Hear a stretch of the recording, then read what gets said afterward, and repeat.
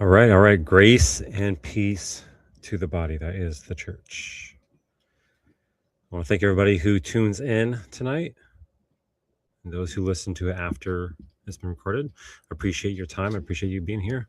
And hopefully I share something that is of value for you. So the past two videos, me and a couple other individuals have reviewed a couple of videos by Adventist AI Abe. And the topic of those videos has been Jesus is Michael the Archangel. And tonight's video, I'm not going to review another one of those. I actually listened to a good portion of his 3-hour long live stream where those videos are taken from. They're clipped from that. And there's some better discussion, I feel, in that full video that's not found, as far as I know, not found in those clipped videos.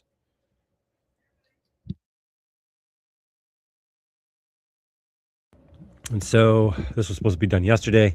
I had things come up last minute, and I was just, by the time I got home, it's like 9:30, and I was just like, I'm okay. Too tired, too late to my own show, whatever. And I was actually had to delay this one a little bit because I got home a little later. Had to shove some food in my mouth and get a couple things done, but I was able to still start this at 7:30. Yeah, it's a good time.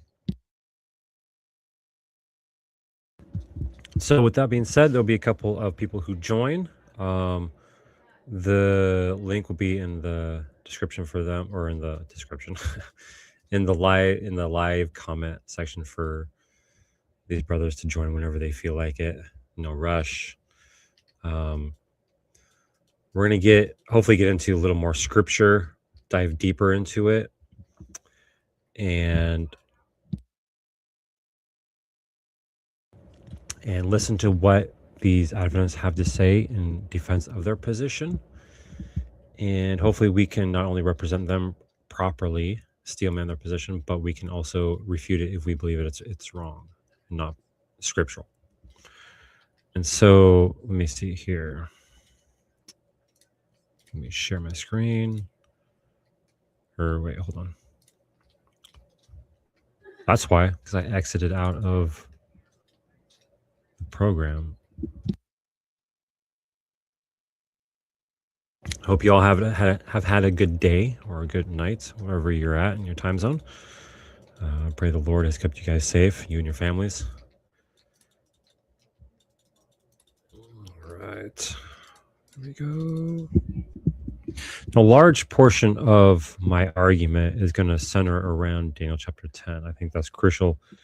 This chapter is very important to understand when talking about, is Jesus Michael the Archangel, with somebody who holds that position. Because I think there's some,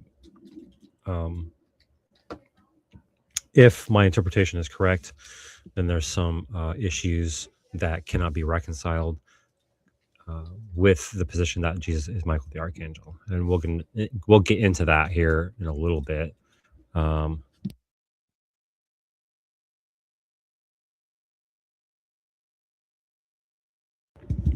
I have some screenshots that I took earlier today. I don't know how else to do it. I have it on my phone, and maybe I could plug in my phone to the computer. I don't know. It's just whatever. It's just quicker for me to do it that way.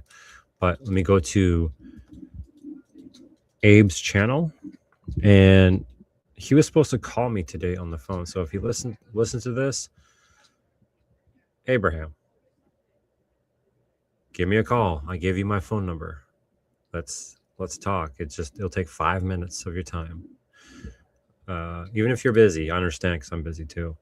But 5 minutes of your time on the phone. That's all it'll take. Be sweet, to the point. We'll set a time, because we're having issues with figuring out when we can discuss this. An email is just too slow. Like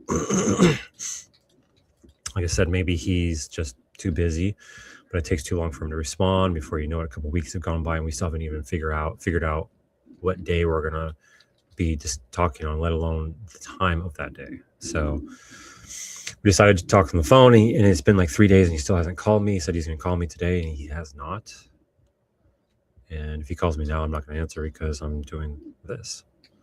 So we'll have to talk tomorrow, hopefully. All right, let's see. Yeah, this is the video. All right. Now, as I said, I listened to a portion of this video, and man, I wish I could have. Yeah, brother.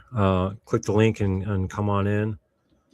Mind Messiah. You're always, whenever I'm live, and so long as I am not talking with somebody who does not want anybody else on the panel, you're more than welcome to join any of my lives.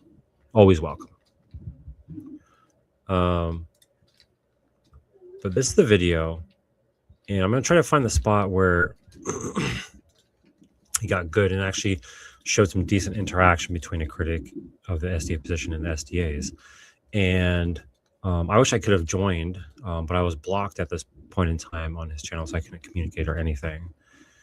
And when I actually finally got him blocked, I joined one of his lives, but he didn't let me on for, because he was focused on other people. But I could have responded a little better into some of these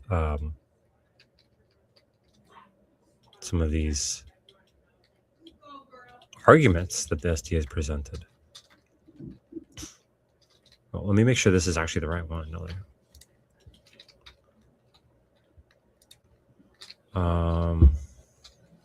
Yeah, this is Daryl. Okay.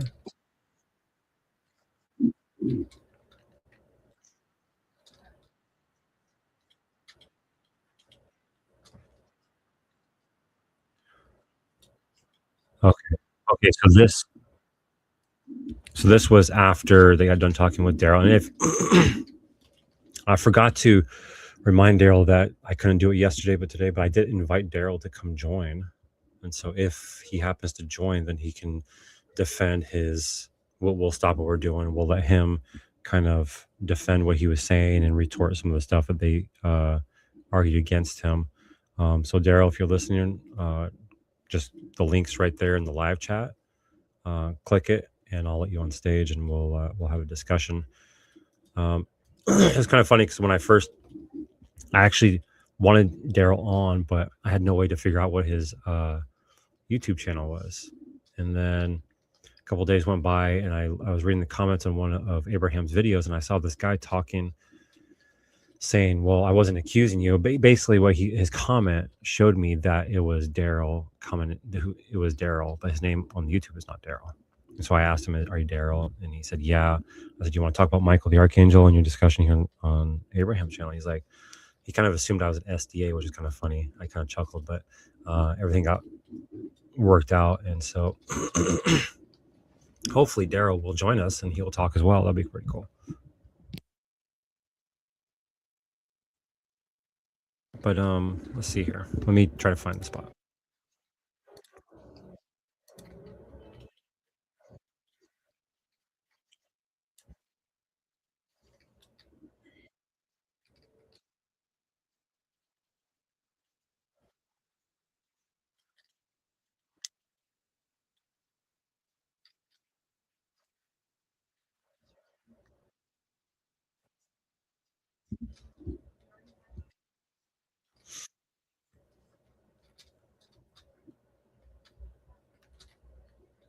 Right, let me work. No.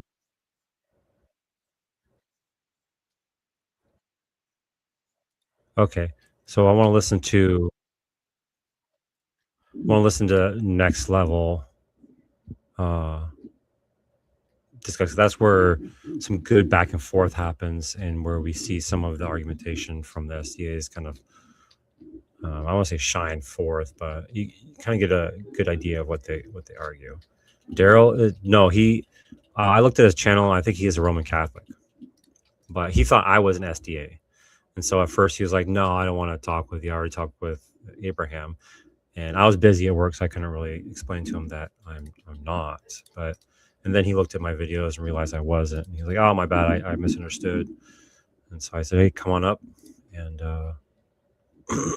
give you an opportunity to defend what you said, and if you want to retort anything they said, you're welcome to." Because when you're debating with somebody, it can get heated and you get kind of distracted from some of your arguments. It happens, it is what it is. But yeah, there's a link if you want to join. And I'm just gonna start playing and respond.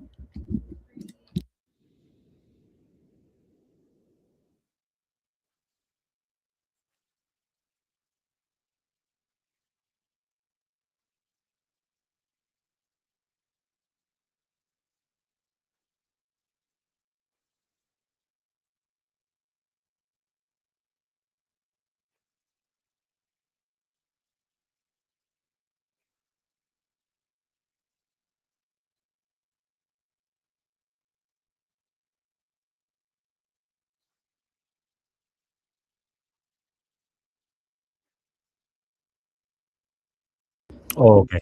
So we heard next level talk about. So I forgot to. It goes back a little further. My bad. We're gonna hear Abraham's statement.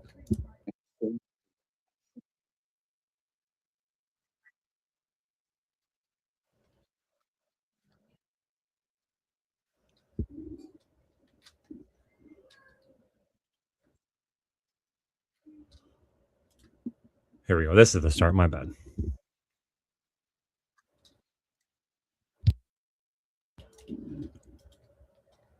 Oh yes, yes. Okay. There we go. See, I need somebody on my team at all times to help me get along. I was playing it, but it wasn't sharing. Man. That we was doing the stream wasn't for him. It wasn't for him.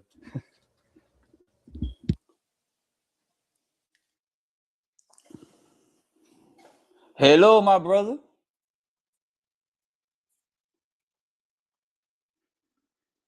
Next level. Yo, you there? Yeah, my brother. How are you?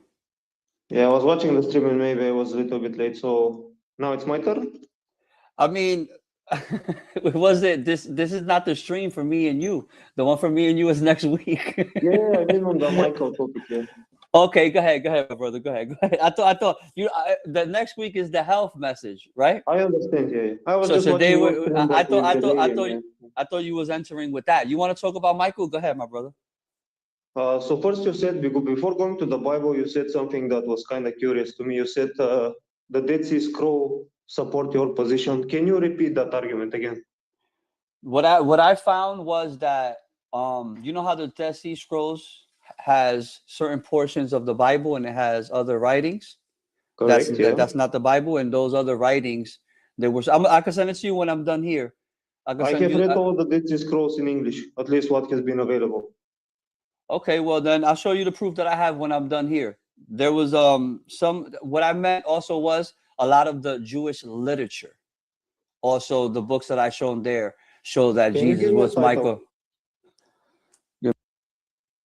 So I would be curious as to what. Yeah, Abraham is a nice guy, nice individual. I think he just has a lot on his plate, so he gets confused on who's who, and which is understandable. So he said the Dead Sea Scrolls, and I think he also means the Second Temple literature. There's stuff in there that talks about Jesus being Michael, Michael being Jesus, or something like that, which probably means that it's like I don't know, stuff that looks like it could be talking about Christ. And I've studied the Dead Sea Scrolls, not exhaustively by any means, but I've studied them for a good while. And there is a document called 1QM or 1Q Melchizedek, or it's 11Q Melchizedek, I forget. It's one of those, 1 or 11Q Melchizedek. And that one is probably the one that he is thinking of. Could be a different one when it comes to the Dead Sea Scrolls, but that one for sure, if he's not, that one for sure would be one that he would use. Now, the issue is, and Next Level is going to bring this up, and it's a valid point, is that very, very clearly in Second Temple Jewish thought, there were 7 archangels. At least. I think there might have been even more, but at least 7 archangels. There were multiple archangels. I'll say it that way. And what's interesting, and maybe we'll look at this verse later, is in Revelation 8, verse 2, it talks about the 7 angels having the 7 trumpets of God. And what's even more interesting is that the 7th trumpet is associated with the archangel in 1 Thessalonians 4:16. So it's possible that that is an allusion to 7 archangels. Not a fact, not saying it's very clear, direct. It's something that seems to indicate that at the very least, when it says the 7 angels, so definite article, the 7 angels, they are at the very least specific types of angels. And I do understand that angel is a job description. It's not a description of ontology. But when it says the 7 angels, there are probably going to be special types or kinds or something. So, Give me 1 second. Because I will make the opposite claim that the Dead Sea Scroll clearly differentiate Michael from the Messiah. Okay, so that's your now I wouldn't say that. It's both, right? Because these are Jews that are writing before the coming of the Messiah. So it's not like these writings are going to be like inspired and they're going to be absolutely accurate and true. They have some truth in there, and it's just a fact that the Jews were the keepers of the oracles of God, no doubt, 100%. But they talked about things that were their opinions. And so their interpretation of these various passages, some of them may associate Michael with the coming Messiah, which would be Jesus, and there's others that seem to not. So it's like it's not a one or the other. It's kind of both. So they both kind of have a case if they're going to the Dead Sea Scrolls and also the intertestamental or the Second Temple literature as well. argument, the Dead Sea Scrolls? For the Dead Sea Scroll, yes, because Sea. they use the Book of Enoch, and the Book of Enoch clearly lists 7 archangels. Michael is one of them. And they also use the Septuagint. The Septuagint has the Book of Tobit. It references Raphael, one of the high angels. Yeah.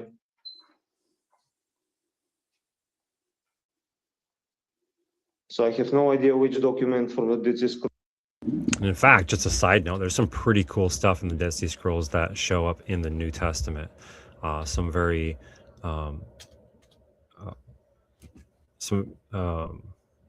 interesting ideas, scriptural and biblical ideas that went up in the New Testament, especially during Christ's ministry. I'll have to gather those and share them sometime, but I have my books full of different notes, and I'll kind of organize them, which I'm not good at, but I'll eventually get to that. But I love, and I should get back to it sometime, but I really loved and really enjoyed studying the Dead Sea Scrolls. They're fascinating, super fascinating.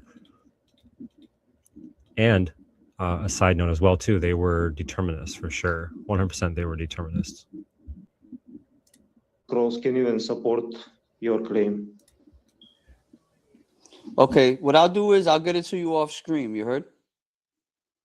Okay. Yeah. Because what is showing here is Jewish apocalyptic literature. I want to get you the exact quote. Okay.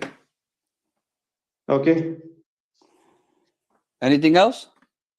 So if you opened Daniel chapter 10 verse 13. I didn't Correct. hear how you dealt with this one. All right, hold on. Let's go there. Daniel, which one you said? Chapter 10 verse 13. Daniel Okay, let me go to chapter the other room there. It's echo here. 10. What's verse, my brother? 13. Okay. We didn't look at this verse.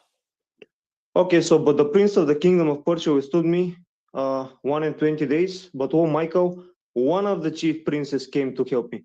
How can Michael be one of the chief princes?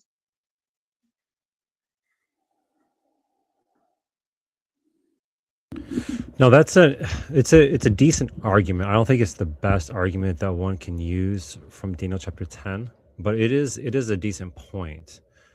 And Next Level does a decent job going back and forth with these guys. So when I add stuff, I'm not saying that he was lacking in any way, because again, when you're in the heat of the moment, going back and forth, and it's like fast paced, I would not do any better. So I'm not saying he did a bad job at all. He did not, but there's a better argument to be made, in my personal opinion, in Daniel 10, and we'll be going through that here in a little while. But it is a question that needs to be asked: is if Michael is one of the chief, even if he is the first of these princes or the chief of these princes, he's still associated as one of them. So it seems like it's saying that his nature is the same as theirs. He's the same type of being as they are. He's just chief amongst them. And there's no reason to conclude that that cannot be the case, because even if we think in our own like modern terms, like in our military, right? There, like at least in the American military, there can be multiple generals, and there's still a general above those guys, and then there's the chief commander, which is the president, who's above all of them. So it's like you have these different levels, and even below the generals, you have like captains, lieutenants, corporals, all that kind of stuff, and they all have their army and their platoons or their group of men, whatever they call them, that are under them. So there's no reason to conclude that this, even if he's called the chief, because which I think that's what they argue, is that he is the first or the chief of these princes. So in other words, he's like the greatest of them. So you're saying that, and that's, sorry, just thoughts keep going in my head, and that's something you'll see that's kind of common with the SDA type of handling of scripture, is that it has to be this way because the other way cannot be. It's like, well, no, and that's not always the case. And in fact, a lot of times it's probably not the case. there's more than one archangel in heaven because of this verse. That's what you're saying, correct? Correct. And the Apocrypha clearly says that there are more. The Book of Enoch says there are more. The Jewish literature says that there are more. What does chief of princes mean? I mean, I would say that it's referring to these angelic beings that are representative of these various kingdoms that are butting heads. And so the chief of or the prince of Greece or prince of Persia, representing these demonic or these angelic beings that are behind these earthly kingdoms. And that's kind of a theme you'll see here in the book of Daniel, and also in the book of Revelation, where there's a section that will represent the earthly, and then another section that will recapitulate essentially what was happening on the earth, but in angelic or spiritual terms, so representing the spiritual, if that makes sense.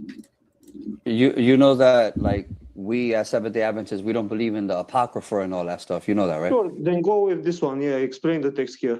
So, well, you were mentioning, no, I don't know why you would say that, Abraham, because just a little bit ago you were mentioning the Dead Sea Scrolls. And the Dead Sea Scrolls have books that are akin to the Apocrypha and the Pseudepigrapha. Hey, don't, buddy. Okay. So what, I got a little distracted there, but let me. So if you say you don't believe in the Apocrypha, still though, the Apocrypha is part of the Second Temple literature that you were talking about earlier, that you said that you were getting quotes from. So I don't know what he meant by that, why he'd say that. one of the chief priests. Okay. I mean, it could mean a couple of things. It doesn't mean that it's just Michael, one of the chief priests. And even, and actually, even if you look into it, now that I think about it more, there's a document online called, I think it's called Under the Triple Eagle or something like that, Triple-Headed Eagle or something like that. I'll have to look on my phone because I took a screenshot of it. And it talks about Ellen White's use of the Apocrypha. She definitely used the Apocrypha in her writings. And there's an SDA scholar online. Man, I forget his name. I'm horrible, absolutely horrible with names. A face I will never forget. A name I will forget right away. But there's he's a younger gentleman, and he was on SDA Q&A's channel, and he argues that Ellen G. White saw the Apocrypha in a positive light, and I think there's a good case to be made for that. And so for an Adventist to say, well, I don't use Apocrypha, I don't look at it, I don't touch it, whatever, I think is a little misguided if in fact you're following in Ellen G. White's footsteps, or believe she had the spirit of prophecy. She definitely did quote from it, for sure. It could mean a couple of things. What we will have to do to find out is Archangel Michael, right? It says one of the chief priests, correct? We would have archangel or an angel. The point is that he is of the same class of beings. Exactly. Okay. Exactly. See, yeah. What next level? Exactly, right there. That is the point. That he is one of these guys, even if he is the chief of them. Seems to be lumping him in with these other princes. But how would let me ask you the same In other words, the angelic beings that are placed in charge of the various nations. question that I asked Daryl. Let's see how you would answer. Okay, so pay attention though. Let's see if his question has to do or refutes what Next Level just said about this. We have the angel of the Lord forgiving sins. We don't have no. I agree. The angel of the Lord is Christ. Yeah. Hold on. No, Michael. So you believe the angel of the Lord and Michael is two different people? Correct. Yeah. So explain that a little bit. Angel just means a messenger. It doesn't tell you what type of messenger it is. It doesn't tell you whether it's like Gabriel, like God himself, or like a human being. Exactly. Angel is a generic word for messenger. Okay, so when it says that the angel of the Lord was forgiven sins, and then it says Michael, his voice was resurrecting the dead, how would you put that? Now, see that assumption that is made right there, and it's made and stated as a fact. He's saying that the angel of the Lord forgives sins, which, okay, that's true. We'll admit that, or we'll say, yeah, we believe that, or whatever. But then he said, Michael, the archangel, his voice raises the dead. And that's the assumption that is put into the text. Because it never once associates Michael's voice with raising the dead. Not once. There's one verse that may hint at it, but there's no verse that actually says that. And a side note, something I was thinking about here is, how many angels do we have that are actually named in the scriptures? Not many. I think only, unless I'm just not remembering all of them, which I'm probably not, 2, Michael and Gabriel. And so it seems like when a name, a personal name is associated with the angel, it's actually referring to an angelic being, or if you want to call him a spiritual being. That's fine. It doesn't matter. But the Bible sometimes calls him Elohim as well, too. Elohim. But when the personal name is given to an angel, I think that's decent evidence to show that that angel is actually an angel. And I remember Abraham said earlier that Michael, the archangel, is not an angel.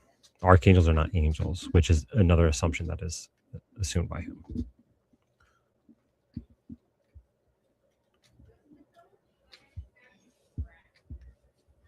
All right.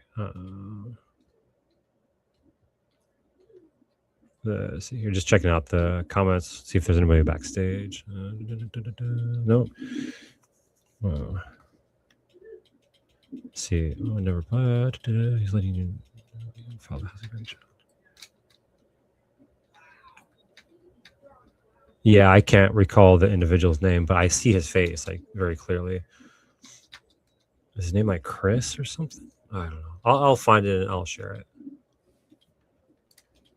How would you put that together? Basically the same question that I asked Daryl. Where does it say that Michael's voice is resurrecting the dead? We looked at it in 1 Thessalonians 4:16, I think it was. Give me one Where second. does it mention Michael there? Give me 1 second. If you mean the verse where it says that Jesus with the voice of an archangel, that's So you have the same position he has, that this was one of the other archangels, correct? with the voice of the archangel. I mean, this is meaning that Jesus has the same type of voice, but it doesn't mean that he himself is an archangel. Yeah, it's just descriptive language of how powerful, majestic the Lord's voice is when he descends.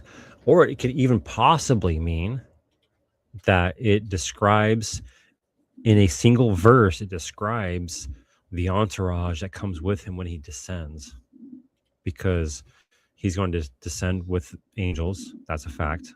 Read Book of Revelation. And they're going to have trumpets. That's a fact. And our Christ, or our Lord Jesus Christ, will also be descending, and he will raise the dead with his voice. That's all just facts. And this verse could be encapsulating all that in a single verse. Or this could be just descriptive language, which is very commonly used when talking about voices of majestic and angelic beings, and for the angel of the Lord as well, too. So it could be either one. And in no way do we have to conclude, and we don't need to actually, that this is Michael the Archangel, because what it's saying is, it's not saying the Archangel, definite article. It's saying with the voice of an Archangel, which lends even more credit to what I'm trying to say, that is just descriptive language and not referring to any specific Archangel. But if somebody has the voice of something, what did it mean that they're the same? No. I mean Why does it specify? You're next level, correct? Mm-hmm. You have next level's voice, correct? Sure. So I identify you when I hear you by your voice. That doesn't follow, because the Bible many times uses pictorial type of language to refer to various things. Just we even do that in modern times. Abraham had the voice of a lion. That's when I use the voice of a lion.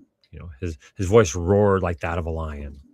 That's descriptive pictorial language to describe the loudness, the epicness of Abraham's voice. Doesn't mean you are a lion. In no way do we have to conclude that you are a lion because of that statement. It's just no. Voice, right? That is a humanistic. That is not a scriptural argument, though. I already gave you a distinction where you can separate Michael from everything else, and you're not accepting it. And now you're saying no. I'm not saying that. This is what I'm saying. That was good of Next Level to kind of bring him back, because he's like, hey, I made these arguments. You haven't even addressed those arguments, which he hasn't. What I'm saying is, where are the other archangels that were forgiving sins? And where are the other ones that are raising up the dead? Where do you see other archangels raising the dead at all? You have Christ here raising the dead. That he's having a voice like an archangel. But according to you, there's a couple of them, correct? Yeah, but it doesn't say that. Okay, so here. So what archangel is here? Which one here is resurrecting the dead? Next Level should say there is no archangel there. It's just descriptive language. That's what he should say. I don't know if he says that, but because he's getting hung up on there's multiple archangels, which is not a fact. It's a possibility. It's a possibility there's only one, or there's a possibility there's many. We don't know. But for Abraham to say that there is only one as a fact is actually not a fact. It's an assumption that he is bringing to the text. There is no archangel here at all. It says the voice of an archangel. Exactly. Okay, it doesn't say that this is an archangel. Okay, so when they hear the voice of that archangel, the dead get up. That's what it says here. Yeah, and so what Adventists do a lot of times is they get hung up on that, the voice of the archangel, and the dead in Christ rise, and then they'll link it with, like, I think it's like, not Romans, it's John 5, I think verse 24, 25, where it says the voice of Christ raises the dead. And so they say, so therefore, Christ is Michael the Archangel. But I already showed you what their assumption is that they bring to that text. Not an archangel, that is Christ. It's clarified who he is. Okay, so then you're agreeing with me then that Jesus Christ is the archangel. No, because when you speak with the voice of an archangel, that doesn't make you an archangel yourself. Exactly. My brother, but if he has it's a shout. It's not just my brother. It's not just a voice, but it's a shout. Giving more credence to what I said, that it's like the shout is like this epicness that we can't even fathom or describe fully. And so a decent way to describe it is to describe it a shout with the voice of an archangel, because an archangel is like Just the name alone sounds super epic. Archangel. That sounds awesome. And so it's like, it's otherworldly, it's spiritual, it's something we can't fully grasp. It's amazing. And the trump of God's got to be on the same level, or if not greater. So it's not like the trumpet itself is now God as well too. You know, I think that was actually an argument that you made, SBM. Not only does he have the same voice, that same voice resurrects the dead, my brother. Doesn't matter. We are made little lower than the angels. That doesn't make us angels. It doesn't matter. How is this a more clear argument than what I have shown you? What, one of the chief priests? One of the chief princes. Yeah, that's right. A side note, he keeps calling the princes priests. It's kind of funny. Easy. There could be other chief priests in heaven that maybe aren't archangels. But Christ is Prince of Priests. Why would you assume that they are not archangels?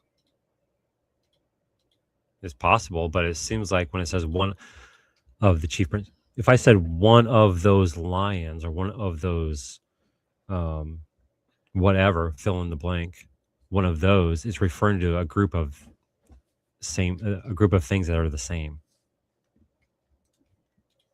Still doesn't mean it has to be. It just seems, it kind of lends more credence to that position. That's generally how we would describe things and think of things. He cannot be course. one of them. Of course. But Can there's I- go ahead. No, just real quick, something that I noticed in the text, because that's actually a pretty good. I see what he's saying, but I see it too, of course. One of the chief priests. But One what I'm asking him, what I'm asking him is, where's proof that those other chief priests? I'm telling him is Michael, that's Jesus. Where's the proof that the other chiefs are resurrecting, that they're forgiving sins and all of that stuff? He's saying the book of Enoch, but we don't believe in the book of Enoch, you know? No, see, he wasn't saying any of that. No, that's just not, you're not even understanding his arguments. He wasn't saying that there's other archangels that do any of that. You're assuming your position when you stated that, when you said what he was arguing. You assumed your position into that, so you're not even actually representing him properly. That was just goofy. Believe that archangels ever deal with forgiving sins or raising the dead. That's what you're claiming that they have to do. But that's what it Can I says in say- that verse. But go ahead, can I Tyler. just say though, in the Bible, we know that the Bible, when they accused Jesus of being able to forgive sins, they said that's blasphemy. Only God can forgive sins. So in the Bible, only God can forgive sin, literally. So an angel can't do that. But my thing is, when We all agree the angel of the Lord is Christ. Nobody's disagreeing with that. That's been believed on for a long time. Nobody's disagreeing with that. I'm looking at Daniel, I think, what is that? Daniel 10:13. Yeah. One of No, 16. Oh no, yeah, 13. 13. My bad. My apologies. 13. is that okay? So it's Daniel 10:13. 10:13, yeah. Okay, all right. You got it pulled up? You want me to put it up for you? Yeah. I'm also trying to look at it on my thing here. So okay, all right. Right there. Yeah. One of the chief princes came to help me. Okay, so I see that. Okay, but I think with the Hebrew, I think it was Sarim Roshim, which is translated as Echat Rashim, yeah. And Sot Rashim is Rashon, yeah. Echat Rashon. so It means chief one of many, princes yeah. or One of princes. Yeah, one of, but it's plural, right? This is plural. What is plural? The This princes word is plural, Sarim Roshim, plural. What do you mean plural? Yeah, More should be. Let's see. Okay, fine. more than one? Give me Rishon from to. Okay. Keep the concordance. Yeah, keep the word there. Let's see the Okay. original. For what word? For chief? You want that one? The word one and the word princess. Okay, one right here. I don't like doing this too much personally. Like I do it once in a while, but not too much. When we always go to a lexicon, because a lexicon's not gonna give us the knowledge we need to fully understand the language. You need to actually know the language to be able to understand the lexicon. So they can be helpful. I'm not saying they can't be. But when we become too reliant upon them, when we don't know the Hebrew or the Greek, whichever one we're going to the lexicon for, we can run into issues, or we can misuse it or abuse it very easily. And so I always like kind of shy away from doing this kind of argumentation because I don't know the languages. So I just look foolish if I say something dumb or whatever. And that'd be on me because I don't know the language. And so I'm like fumbling in the dark almost with the lexicon. I'll use it once in a while when I'm pretty confident, but I think some of these SDAs who don't know the language kind of use it a little too much, rely on it too much. Princes. I'm gonna make it. Yeah, I got it. Means generic one. Yeah. Okay. Go to the next word. Yeah, this is just one. Okay, go to the next one, Chief. Chief. Yeah. Yeah, chief. Right there. First in place. Okay, this means sure. Yeah. Like main guy. Yeah. First in line. Yeah. Okay. In All right. rank. Okay. Because the way I'm Yeah, see, Taylor's going into the exact argument that I told you, that he's first of the chiefs, or he's chief of the chiefs, or he's the greatest of the chiefs, of the princes, whatever. As if that means he's different or separate from them ontologically. That doesn't prove anything. He could be the general of all of the other generals. It doesn't address their nature in any way. I'm looking at this. One of the first prince. One of many. It's one of many. Yeah. Right. And in fact, if you understand that these spiritual beings are like what Michael Heiser would call it, the Deuteronomy 32 worldview, where these angelic beings are placed to take charge over various nations, that would actually give more credence to our position, not the SDA position. That is that these princes are these angelic beings that are behind these nations, kind of controlling them, developing them, so on and so forth, which would mean that Michael is one of those guys, which means he would not be Christ. So that's plural. That's what I'm trying to figure out. So the difference here that I'm looking at in Daniel 10:13 is there's a lot of plurality in the language. It's also translated like chief among the princes. No, you cannot translate it that way. That's wrong. Because you have different words for one. I mean, if it had construction like Rashon, if it uses the same word, then you can make this. But if it uses the word Echad and Rashon, then the point is to signify that he is one of many, one of different. Yeah. No, I know, but I'm looking this up, and the way it says it is this is a plural construction. It's princes, sarim, princes, that's plural, modified by an adjective, chief, rosh, sarim, roshim, plural. Yeah, one of the chief princes. Yeah, what is the point? So it literally means princes who are chiefs, or chief among the princes. In the language, this is just what it means. I'm just looking this up in my concordance, but if you compare it in Jude 1:9 in the Greek, Michael is called ho archangelos.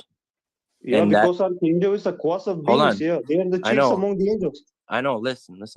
Hold on. Michael is called ho archangelos, and that word o or ho is the definite article meaning the archangel. And so when you translate this over through the Septuagint, sarim roshim is not the same as o archangelos, the archangel. Why? Because how does that even help his position, or the SDA position? I have no clue how that helps his position at all. What does that even do? Maybe I'll need to listen more. I don't know. The language. But because Daniel, you can only show that he's one of the chief archangels. And when it says Michael the archangel, that's not a contradiction. Hold on. You're asking me why. I'm trying to tell you why. Because in the English language, when you translate words, and and you look at the Septuagint with the Greek and the Hebrew, they don't match. It's like the same thing as like when we talk about Sabbath. Why does that even matter? Jude 9 is not quoting from Daniel 10:13, as far as I know. It's not quoting from that. So I'm not following his point at all on this. And Sunday, What right? I can't even grasp your argument. What exactly are you trying to say? Exactly. I'm not even understanding his argument either. It's like, what the point is he trying to make with this? It's not. It's a moot point with it on this, with what Next Level said. He's saying that it could be translated Let me say. into a different way than what you're reading it, is what he's saying. No, Spell listen. for me. It could How be is it? translated. No, Yeah. No, he's not saying that. Yeah. Let me just, I'll be real brief and then I'll let you respond. I just wanted to make a parallel. So like, because Next Level understands the whole idea of Sabbath and Sunday. So the reason why people cannot call Sunday the Sabbath is because in every single language, Saturday is the word Sabbath. Like for Spanish, it's sábado. In Italian, it's sabato. And it all points to Saturday. But in Spanish, Sunday is domingo. Domingo cannot be sábado. It's just the same problem with the word sarim roshim. When you translate it with the Septuagint into Jude 1:9, the Greek word for Michael, whole archangelos, totally different, because the language is saying this is a definite article in Jude 1:9. It is the archangel, but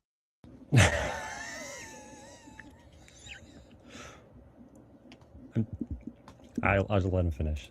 in the one you're bringing up, Daniel 10:13, it's plural. But in Okay, Jude can you 1:9, So is he saying there's two different Michaels? Like what? What? The Sarim, the princes, to be Mhm. archangels in general. yeah. Then what is the problem?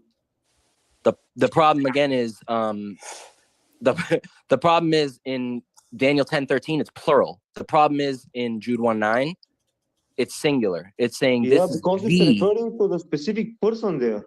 But If I in said, Daniel 10, it's referring to the group. huh? Daniel 10 is referring as Michael being part of the group, whereas the Jude example is emphasizing Michael to be the chief. Well, do you see in the Exactly. If they're both the same Michael, what is the problem? There is no problem. There is no issue with referring to Michael as one of or first of the chief princes, or first of the princes, or however they want to translate it. And then another passage later on, call him the archangel. And it's only referring to him and nobody else. Like, well, it's not like the Jude 9 is going to call him Michael Archangel, as if Archangel is his last name.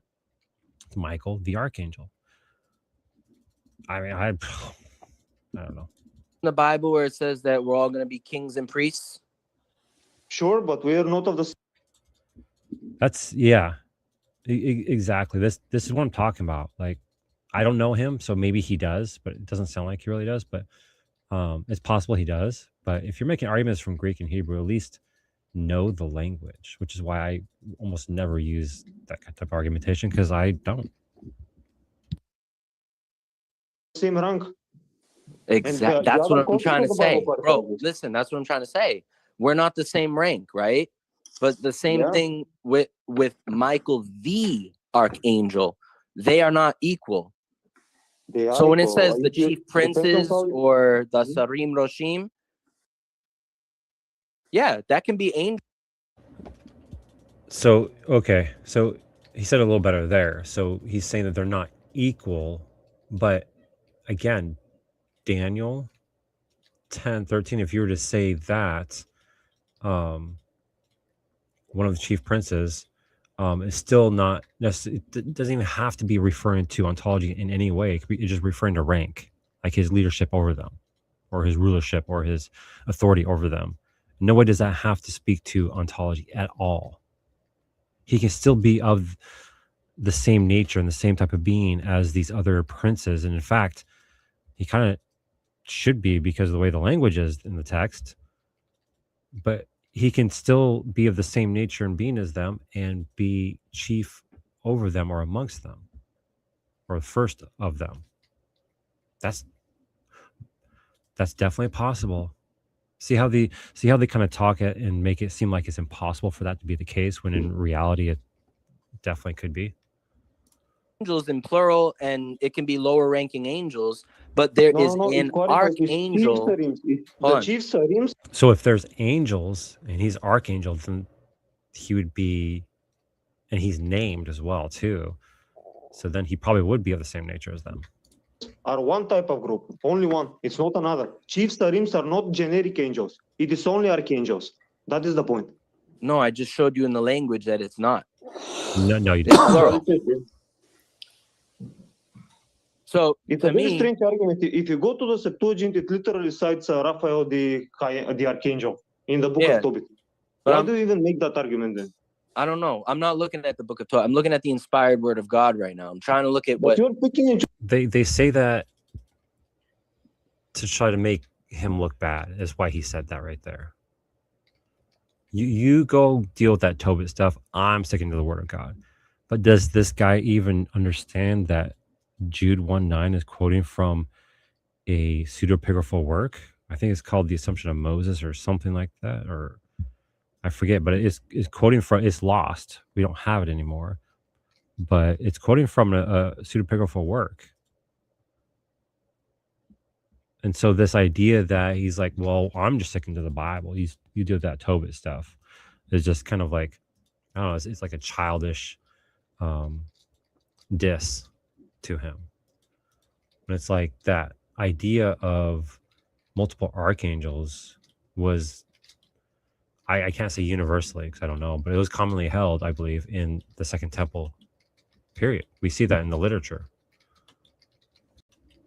choosing translations. You don't want to go to the end.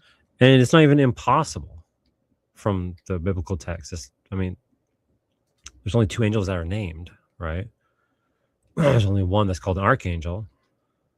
But like I said, with like, for example, Revelation 8:2, that kind of hints at those angels are a special type of angels. Could it possibly be that they are all archangels? Yeah, possibly it could be. huh? But Tobit is not a translation of the Bible, though. That's a But whole he's nother. using What? Tobit is not a translation of the Bible? That's like, with all due respect, that doesn't make sense. That's an incoherent statement. Incoherent. Tobit is an apocryphal work. Some canons have the book of Tobit in them. Ours does not. But to say it's not a translated work of the Bible, I don't even know what that means. Apocryphal book. Yeah, He's you're using opening a the whole nother Septu- can of worms. But I'm trying to look at the text that you're giving, and I'm trying to stay within the canon. But your argument is that because Jude is saying Michael the archangel, therefore that is an argument against Daniel 10:13. It's not. You can harmonize them both. It's not a contradiction.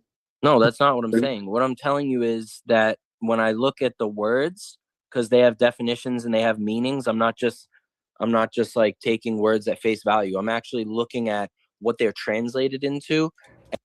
And I'm telling you that one of them in the Hebrew is absolutely different. Again, Sábado and Domingo, you cannot tell me those are the So many same. different I'm words telling in you, That's not even whole- that's not even a good example. That's why I didn't understand his point. That's not even a good example.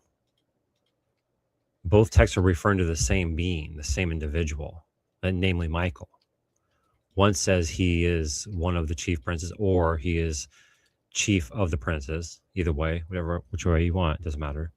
And another text is speaking of only Michael and referring to him as the archangel. Archangelos and Sarim Roshim is not the same. Why not? Because why isn't Sábado and Domingo the same? Next level. Because it's two different concepts, but Bada you bing, can say bada you boom. can- That's my point, brother. Hey, that's all I'm But- saying. But the Two difference different is concepts. you can make the argument that archangels are type of Sarims. Like I talk You can- to people a lot. and make that argument, and I don't see a problem with this. I just did. You actually agreed with me in Revelation when it says that we shall be kings and priests of different ranks. There's different ranks of angels, and there's Sure, an but angel. they're not Listen, Jesus. hold on. So if there's different ranks of angels, then archangel is a rank. It can very likely be a rank of angel. I'm not You finished. cannot Hold on. put Jesus there. Wait. There are different ranks of angels, which you and me already agree on. And Michael That's is what part of Daniel that different. 10:13 is saying. And in the Bible, it says there's going to be different ranks in heaven. And then there's But you're going to be. confirming my Hold on. point here. I'm getting to my point. The highest archangel is the archangel. Are you telling me Jesus Christ is not the highest above all the angels? See, oh wow, see what he just did there? See, that's the kind of stuff that it's hard to catch when you're in the moment. Really hard to catch. I'm gonna play that again. Check that out. Check what he- Sure, but he's not an angel. Let's see, 203:39. I'm gonna play that again. You're Gonna be. confirming my Hold on. point here. I'm getting to my point. The highest archangel is the archangel. Are you telling me So he said there's different ranks of angels, and the highest rank of angel is archangel.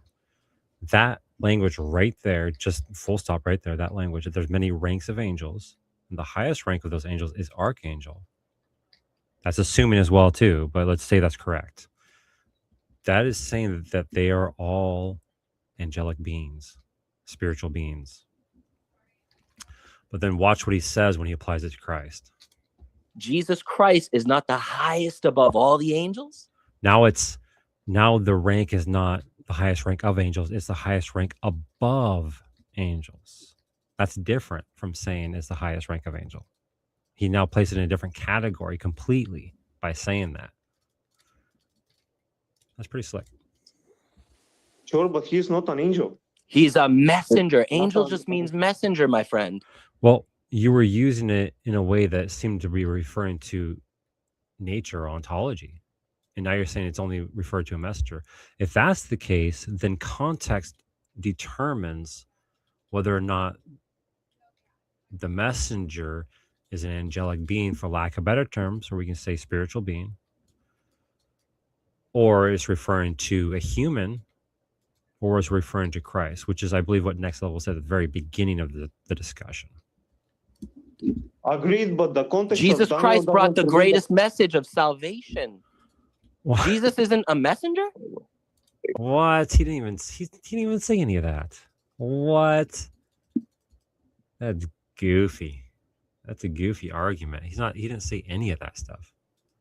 He's now assuming that archangel means it has to be the message that Christ brought because it's the greatest message of all time. So therefore it has to be the archangel. That's not the case at all.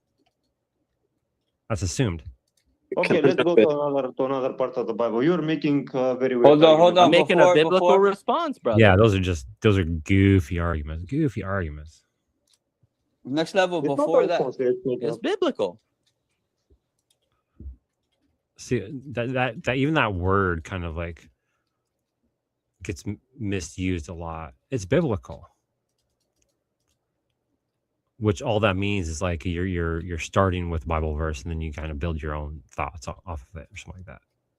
It's a very loose term. What Ape, you wanted to say something? My apologies. Before we move on to another topic, Hector did raise his hand. He did want to say something about this topic. Can we let him talk too? Who escaped? Okay. No, No.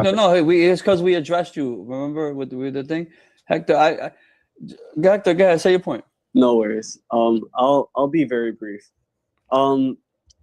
I get. we already all right, covered this. This was in Daniel Yeah, something like 10:13 that. talks about Jesus also has the name. He's the Prince of Princes.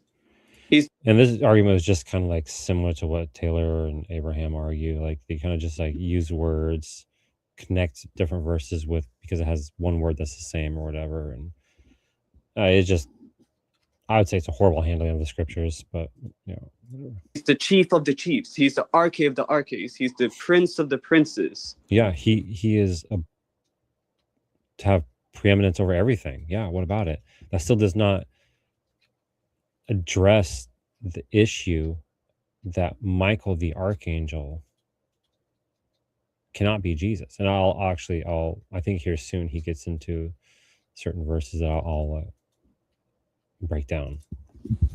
Yeah, and Michael is one of them. Yeah, he's not the chiefest. But Daniel 12:1 says Michael the great prince. So what? He's not the greatest prince. You see, You now, can use the word. How do you call it? It could even be like, since it calls him the great prince, it could be because since prince there in the book of Daniel in this section, like chapter 10 and verse 12, chapter 12, verse 1, it's using prince is when it says prince is referring to a human individual, but that's the secondary, but it's referring to the angelic host that is the power behind those princes. That's why I was using the word prince.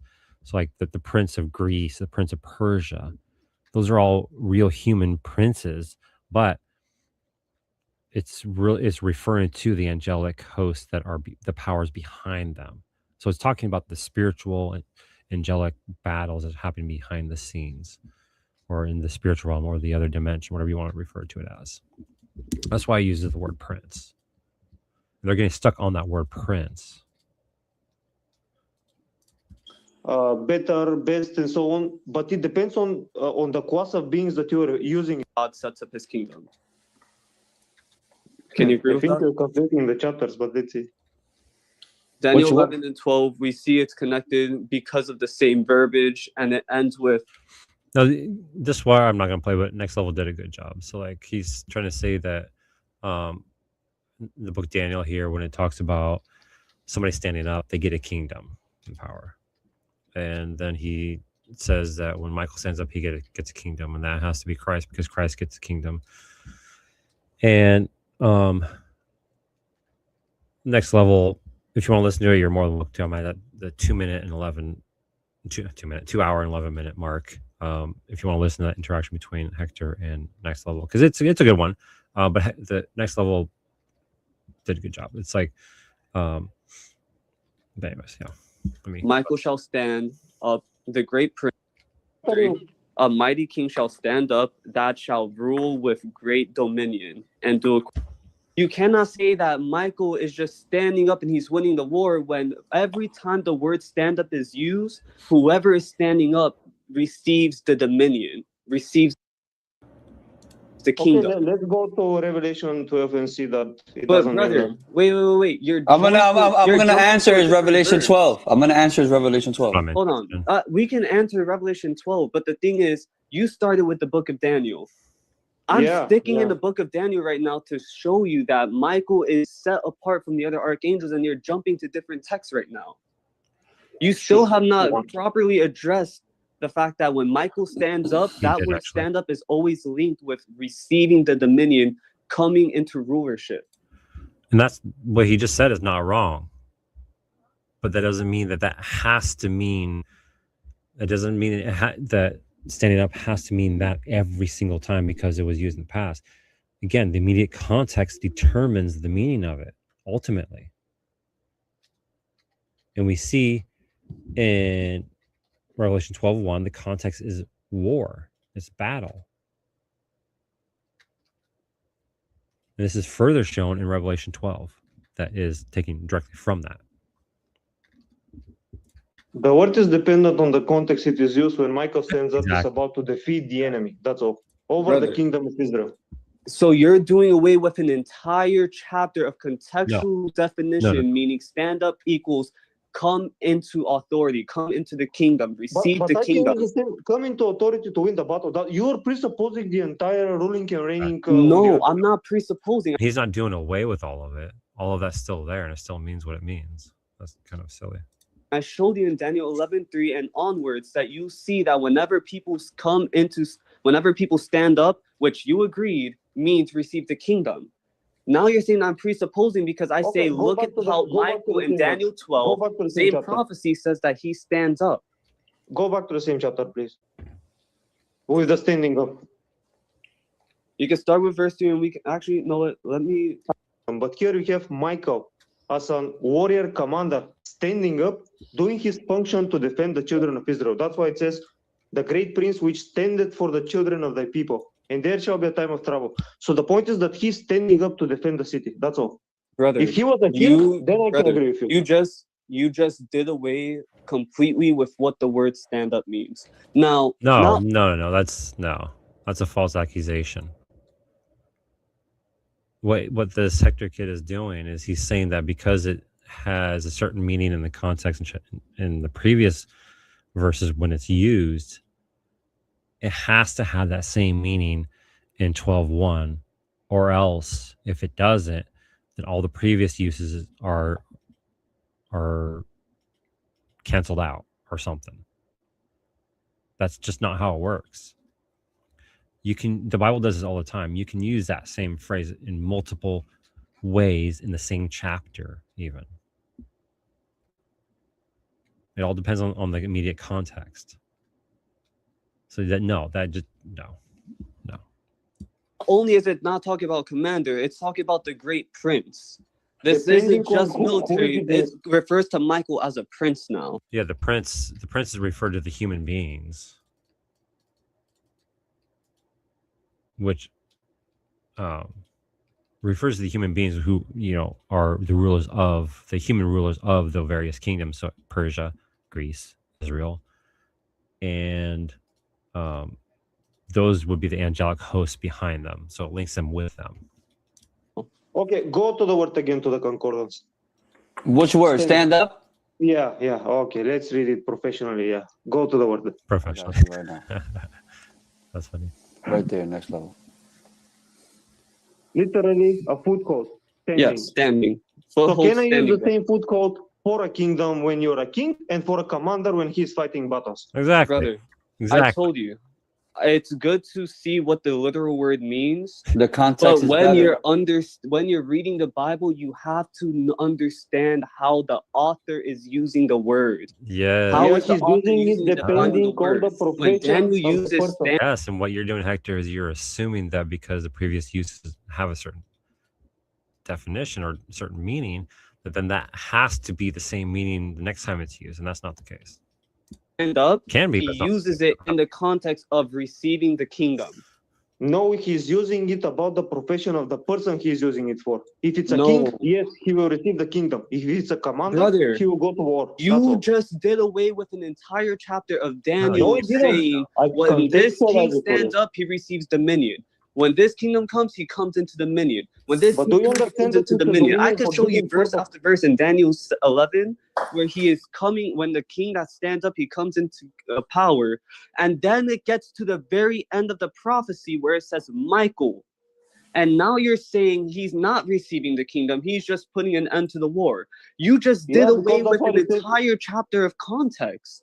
The context is qualified with the next sentence, which says that he is standing for the children of Israel. That's what it says. That is the standing that he is doing. The standing is dependent on the function of the person doing it. If you're a king, yes, you are standing to receive the kingdom, to rule. But if you are a commander like Michael, the standing is to win the war. That's all. So That's you mean to tell me? Okay, so how question. can you if Michael was a king, how? I'm just letting the next level do my job for me because that's exactly right. Because Revelation 12 is quoting directly from Daniel 12. And we see that Michael standing up is in the context of what? Of warfare, not of receiving a kingdom. Christ receives the kingdom at the same time that Michael is waging war. And that, I don't remember next level saying that part, but that needs to be said because that also shows that there are two separate beings. Michael is waging war in heaven, so that there's that spiritual dimension aspect, and then there's Christ on earth, the earthly dimension, where Christ is fighting and conquering and receiving a kingdom.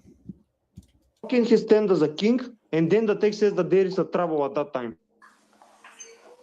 I'm gonna Brother. answer you right now. You know what? You're bringing up Revelation 12, correct? That's where you're bringing it up from, right? All right, here we go. Let's Yeah, look that's at it. further going to clarify my point. I'm gonna answer. I'm gonna just answer that right now, and then you can continue your conversation with Hector, because this is. What are you saying here again, so that the crowd, so that the people could hear it? What are you saying? I'm saying that there is a distinction between the child of the woman and Michael, who is fighting the war in heaven. Okay, and I'm going to tell you that's wrong, because the book of Revelation, verse 12, skips around. And just because No. it skips around, that I'm going to show you That's an assumption. That's an assumption about the book of, or Revelation chapter 12. something, We'll see okay? why. Look, in verse 1, it says, and there appeared. It's possible. I don't think it's likely, but it's possible. But I think what I will posit, which when he gets done walking through, I'll pull the text up and we'll walk through it. What I present, I think, is more likely the interpretation of Revelation 12 than what Abraham here is going to present, because I think Abraham's position on his interpretation of Revelation 12 is based upon a presupposition that 1844 is true. A woman clothed in the sun. So we see the woman here in verse 1, okay? Verse 2, she being traversed with a child, correct? Then there appeared another one in heaven. So it just skipped. It went from being on earth, so now they're in heaven. Yeah, So can you show them the screen? hold on. Now they're in heaven, correct? While they're in heaven, they see the great red dragon, correct? He drew apart, and it says to devour the kid as soon as it was going to be brought forth, right? And she brought forth a man-child. So it just went from heaven back to earth. Then it says that the woman fled to the wilderness. My brother, it just skipped in history like 700 years. Then it goes that she went to the wilderness for 1,260 days. There's a whole bunch of skipping around. Verse 7, we're back in heaven, and there was war in heaven, and Michael fought. You're saying that there's a distinction between Michael and Jesus and here. I'm telling you, the way the Bible was written by the person who read it in the language, he was just skipping around in here. Okay, let me ask you questions. No, you didn't prove that at all. About this. Can you bring the verses on the screen? Because that was. Go ahead, I'm going to bring it up. Well, yeah, I want to see you walk. Because I need to see. Yeah. Which one?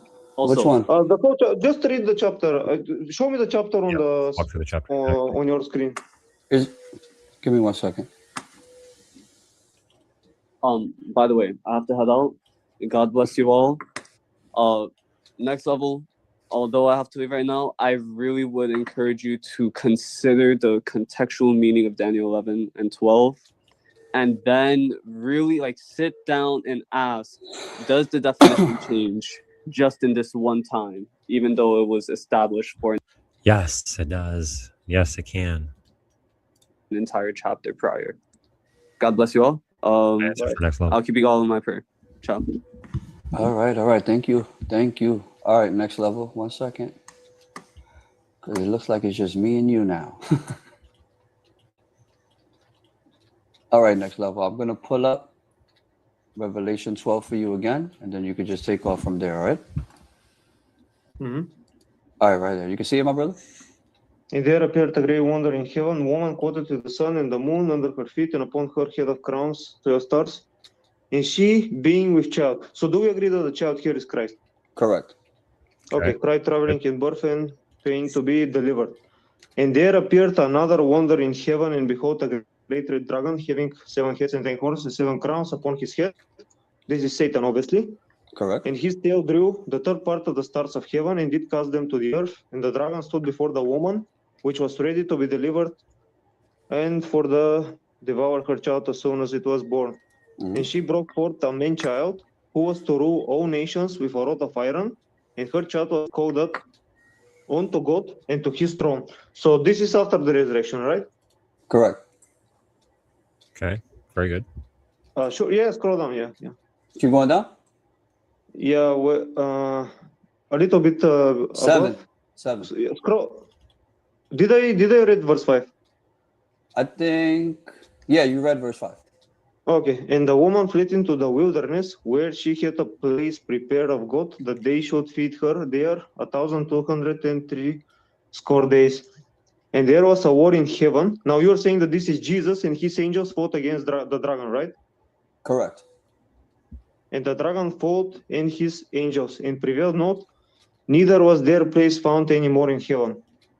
So Jesus and his angels casted the devil right now on earth, right? Correct. Okay, reading verse 9. And the great dragon was cast out, the old serpent called the devil and Satan, which deceived the whole world. And he was cast out into the earth, and his angels were cast out with him. And I heard a loud voice saying in heaven, now is come salvation and strength, and the kingdom of our God and the power of his Christ. For the accuser of our brethren is cast down, which accused them before our God day and night. And they overcame him by the lamp. And when the dragon saw that he was cast onto the earth, the woman which brought forth the testimony of Jesus Christ. You ready for next week? Oh, yeah, next week's Thursday, right? Okay, he didn't really go through that much, did he? So, all right, I'm gonna share eSword. Let's go to Revelation 12. So essentially, if I understand, his position is that verse 7 goes back in time. And so it jumps around is what he's saying. Rather, a better way to understand this is Revelation 12, 1 through 6 is the first section. And then 7 through the end of chapter is a recapitulation or a repeat of what was said in verses 1 through 6. It's just from what I like to say a different angle. So in other words, verses 1 through 6 is from that earthly dimension, earthly realm angle. And then at the same time that stuff in 1 through 6 is happening, 7 through 17 is happening as well too. And it's more of the angelic angle. So great sign appeared in heaven, a woman clothed. We all agree that's pregnant and was crying, birth pains. That's Mary with Christ. Another sign appeared in heaven. Behold, a great red dragon, who's the devil. Notice he has 7 heads and 10 horns on his head, 7 diadems. That's interesting because that's from Daniel 7. And he would say that is actually Rome. But he said it was the devil. Interesting. Huh. Anyways, his tail swept down a third of the stars of heaven. Now he would say that this is actually, which is weird because did I miss some of it? Because he would say that this verse 4 has to be pre-creation. But verses 1 through 3 is, so this is going to be his view probably, is verse 1 through 3 is Christ is born. Verse 4 is pre-creation, but not all of it, because this part would be, and this part would be during the time of Christ's birth. And then verse 5, she gave birth to a male child. Okay, yeah, so that's Christ. And the woman fled in the wilderness. Now, I think he would say that this is the church, maybe.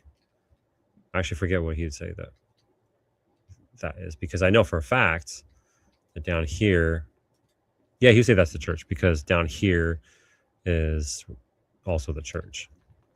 Now, here's the issue,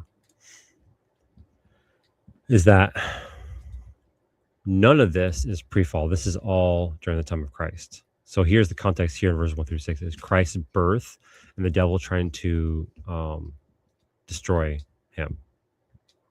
We see that described in the Gospels. Verse 7, now war arose in heaven. Michael and his angels fighting against the dragon, and the dragon and his angels fought back. But he was defeated, and there was no longer any place for him. So if this is pre-creation, so there's one fall there, then we have a fall or casting down of Satan in Luke 10, 17 through 20. Then we have another one that I think is mentioned in like John 12 or 16, where this says the ruler of this world is cast down. That's 3. And then we have the binding of Satan in Revelation 20. So there's like 4 or 5 different casting downs and bindings of Satan if you hold to this SDA position, which is really weird and goofy. Rather, what I would say is this right here refers to the same event that's happening in Luke 10, 17 through 20, where Christ sees that Satan is cast down like lightning, falls from the sky like lightning. That's because he was defeated by Michael in heaven. So while Christ is on earth, Michael is in heaven fighting. So see that distinction between the two individuals. This is quoting from Daniel 12:1. That is why Next Level said what he said right here. That this is the rising of Michael is when he fights the devil in heaven. That's the rising of Michael. So if you were to say that that happened pre-creation, that wouldn't even make sense. You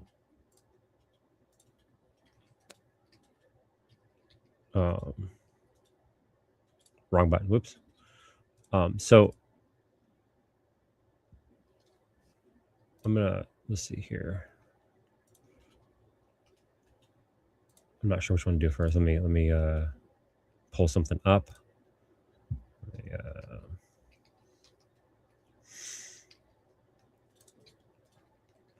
All right. I believe most modern SDA scholars view this as the same event, just different descriptions. I'm not sure, to be perfectly honest with you. I don't know. Let me share my screen. Share the screen. It's right here. Click on it. Make sure you guys can see that. Okay, good. This is the SDA commentary, volume 4. Speaking of Daniel 10 in verse 5. So I'm showing this just to show that I'm not just making this up, that that's what some SDAs believe. Maybe not every single one, but. So 10:5, the man in linen. Who is that? Obviously, I would say that's Christ. I've said that many times. The SDA commentary would agree with me. It says, the heavenly being appeared in human form. They say, also reference like Daniel 7:13, which, who is that? The Son of Man, who's spoken of also in Daniel 10:16. In Revelation 1:13, who's that? That's Christ. The description closely resembles that given by John when Christ was revealed to him. It was indeed the same being who appeared to Daniel. So therefore, they're saying that the man in linen in 10:5-6 is in fact Daniel. Now they do go on to say, and we'll walk through the text. I don't think there's any warrant for it. They do say that Daniel 10, verse 10, is when Gabriel comes on the scene. And I think why they do that is because they understand the clear issue of if it's just the man in linen and Michael the archangel.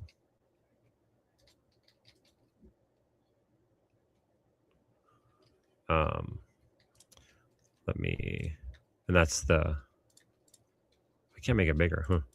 I don't know. I'm gonna stop sharing that. Let's go to the text. Daniel 10. Let's walk through the text. In the 3rd year of Cyrus, king of Persia, a word was revealed to Daniel, who was named Belteshazzar. And the word was true. There was great conflict, and he understood the word and had understanding of the vision. In those days, I, Daniel, was mourning for 3 weeks. I ate no delicacies, no meat or wine. On the 24th day of the 1st month, as I was standing on the bank of the great river, that is the Tigris, I lifted my eyes and looked, and behold, a man clothed in linen, with a belt of fine gold from Uphaz around his waist. His body was like beryl, his face like the appearance of lightning, his eyes like flaming torches, his arms and legs like the gleam of burnished bronze, and the sound of his words like the sound of a multitude. Now, full stop. Very clearly, that is Revelation 1:12-14, I believe, is quoting from here. And so I think it's fair to say that it's saying that this is Christ right here. So if that's Christ, let's then keep walking through the text and keep that in mind. And I, Daniel, alone saw the appearance, or the mare. For the men who were with me did not see the mare, but a great trembling fell upon them, and they fled to hide themselves. So all the other human men that were around him fled from fear. So I was left alone and saw the great mare. and no strength was left in me. My radiant appearance was fearfully changed, and I retained no strength. Then I heard the sound of his words. So his words refers back to the man with the body like beryl. And as I heard the sound of his words again refers to the same individual. I fell on my face in deep sleep with my face to the ground. And behold, a hand touched me. So the question is, whose hand is that? There is no other individual that is mentioned. And so it's safe to assume, I'm saying that nicely, that this is still the same man with the body like beryl. So this, now the commentary would say that this is Gabriel, but there's no mention of another person. Like if you think of like in chapter 8, whenever there is another person that enters the scene, even if he's standing there, once he enters the scene, it'll mention that this individual is speaking to that individual, and that individual said, "Why are you doing?" You know, whatever. It'll show that there's more than one individual there besides. So here it would say, it would distinguish this new individual, if this is a new individual, from the man with the body like beryl. But it did not. So this is still the same person, right? That's mentioned in verse 5 and 6. So behold, a hand touched me and set me trembling on my knees and said to me, "Oh, Daniel, man greatly loved, understand the words that I speak to you and stand upright. For now I have been sent to you." Now, what they'll say in defense of their Gabriel position is that these words are same or similar to what Gabriel says to Daniel in chapters 8 and 9, which is very true. That still does not mean that it's the same person. Similar same words can be said by different individuals. But like I said, it's not impossible. It's possible. I think it's more likely, though, that this is still the same person speaking. Then he said to me, "Fear not, Daniel, for from the first day that I sent, that you set your heart to understand and humbled yourself before your God, your words were heard, and I have come because of your words. The prince of the kingdom of Persia withstood me 21 days. Now they'll say that right there means that it can't be Christ because he was withstood for 21 days. But Michael, one of the chief princes or chief of the princes, whatever, came to help me, for I was left there with the kings of Persia, and came to make you understand what is happening to your people in the latter days. For the vision is for days yet to come." So now what I would say in response to that is that this helping, we're kind of thinking of, a lot of times when we think of, not a lot of times, all the time when we think of force and power and fighting, we think of physical force, right? If I punch you in the face once and knock you out, that's powerful. Or if you throat punch me and make me pass out, that's power. That's kind of how we understand power generally. What if this fighting that's going on is not them throat punching each other, but it's of a completely different kind that we can't really fully understand? And why I say that is because what's happening in the human realm while this is happening, it's persecution, it's trampling, destroying sanctuaries, it's expansion. And so it could be that these angelic beings are waging war against each other, but it's of a different nature than what ours it looks like. And so when it says Michael came to help me, what that means is that Michael came to take over his spot, so that way this man with the body like beryl could talk to Daniel. Because he says here, and he said to me, "Fear not, Daniel, for from the first day." Oh, never mind, here, verse 13. "The prince of the kingdom of Persia withstood me 21 days, but Michael came to help me, for I was left there with the kings of Persia, and came to make you understand." So in other words, see, Michael came to take over this fighting, so I came to make you understand what is happening. This is all spiritual warfare that's happening right there. Make you understand what is to happen to your people in the latter days, for the vision is for days yet to come. Now notice this here, when he had spoken, so this he still refers to the same individual. It's not Michael, it's this man in beryl. When he had spoken to me, according to these words, I turned my face toward the ground and was mute. And behold, one in the likeness of the children of man touched my lips. Then I opened my mouth and spoke. I said to him who stood before me, "O my Lord, By reason of the vision pains I have come upon me, and I retain no strength. So is this the same individual as the man in Beryl? Or is this a different individual? Now, if I was to hold to the Gabriel position, Gabriel would be this man in Beryl, and then this would be Christ, and then Michael would be here, separate. So either way, whichever position you take, very clearly Christ is separate from Michael and is in a distinct individual being from Michael. Michael is different, separate. They're not the same. No matter if you say that the man in Beryl is Christ in verse 10 until verse 15 is Gabriel, because verse 16 would be Christ. The Son of Man is Christ. That comes from this one in chapter 7, verse 13 and 14.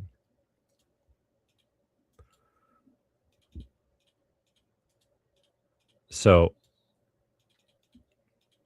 this is the argument that I would present to Abraham and his friends that were on his panel if we were discussing. This would be, I think, linked with also, and that kind of flows with Revelation 12:7, being Michael the archangel fighting war in heaven, while at the same time Christ on earth in Luke 10:17 through 20 and other verses fighting the war, spiritual war on earth. Two separate beings, two separate individuals, not the same. So all this language, all this like, I would say eisegesis of various verses that Abraham and Taylor and Hector brought up are refuted by this. So I think I presented everything, and it's been a long enough video. So I appreciate everybody who stayed tuned, or even if you didn't, I appreciate you being here for a little while. My Messiah, Prairie Christian Outreach, Jimmy James, appreciate all you guys. Grace and peace to each and every one of you. May the Lord keep you guys, and have a good rest of your week. I'm going to end this. So grace and peace. God bless.